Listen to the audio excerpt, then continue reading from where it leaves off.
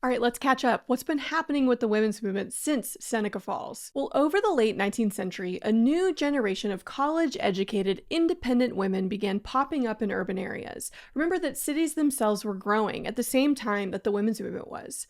And historians have called this the new woman, someone wanting to use her education for more than just finding a husband and raising good sons. Hey, I guess I'm a new woman.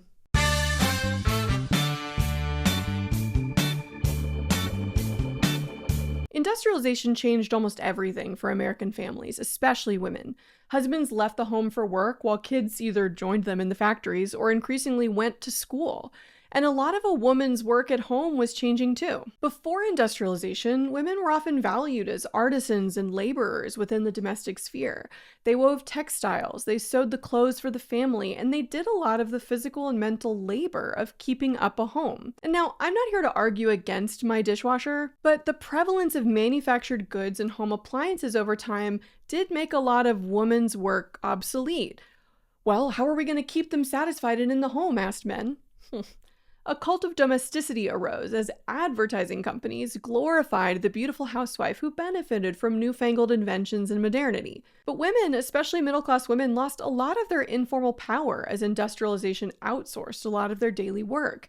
And they were looking for something to fill their days. And they looked out the window in the Gilded Age and they saw a lot. Remember that by the second half of the 19th century, cities, factories, and immigration, they were all on the rise, and so was poverty, inequality, and mistreatment of workers.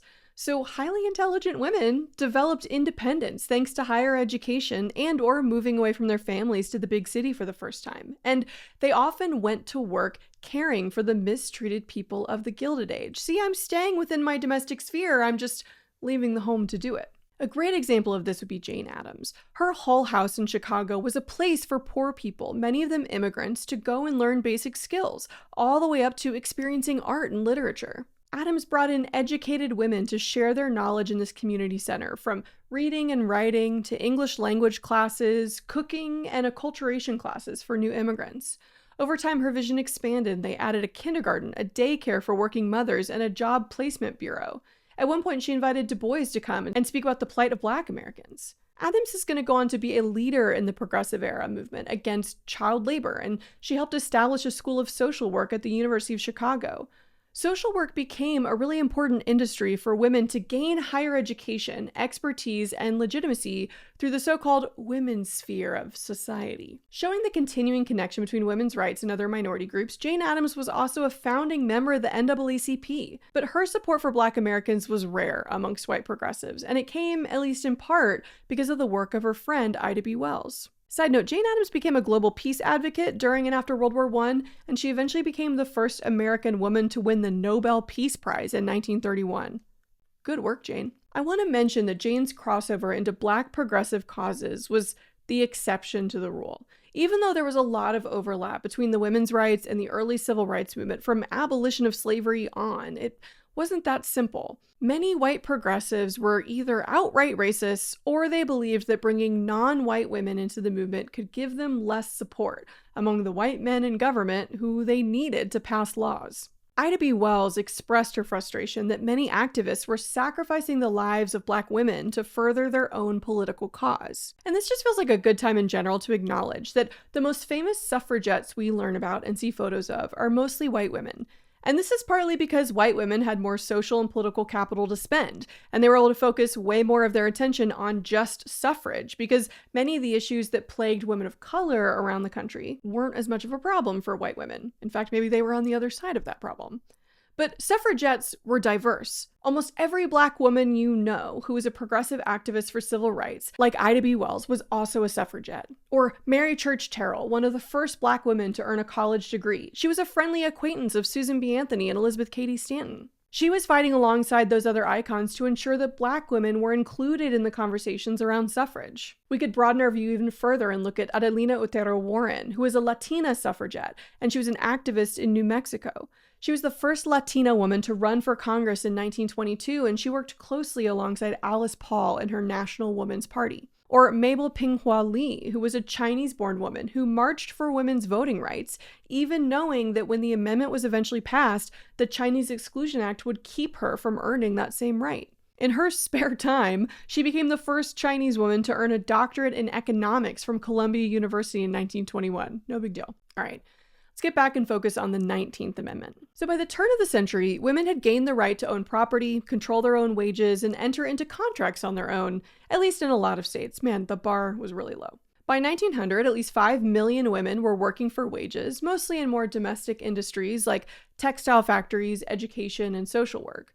But this new generation of women with money in their pockets and some political experience is going to give the suffrage movement the final push it needed to win the vote.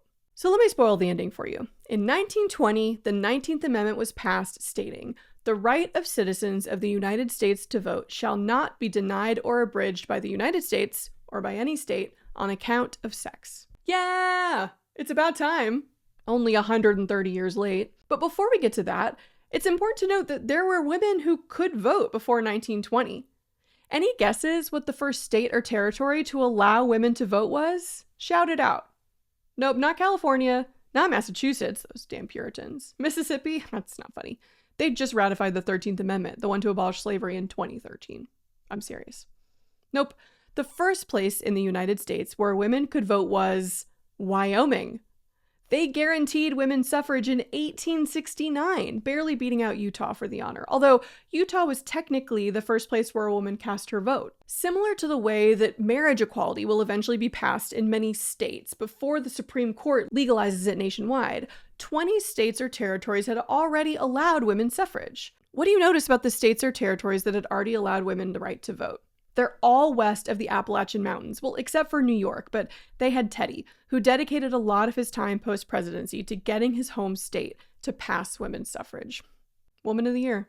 So why were women allowed to vote in the Wild West? I mean, we could go into a whole narrative about the freedom of the frontier, right? Remember the gay cowboys? But it's really more about politics and money.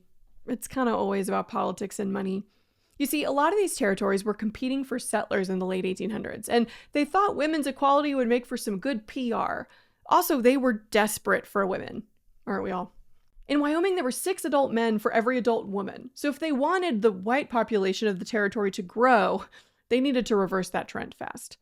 So let's make Wyoming more female-friendly by letting them vote. So those Wild West families, frontiersmen and cowboys, everyone who had not died of dysentery in the Oregon Trail, were ironically the best hope for the women's suffrage movement. I mean, the first woman elected to Congress was from Montana. Jeannette Rankin joined the House of Representatives in 1916, just in time for her very first vote.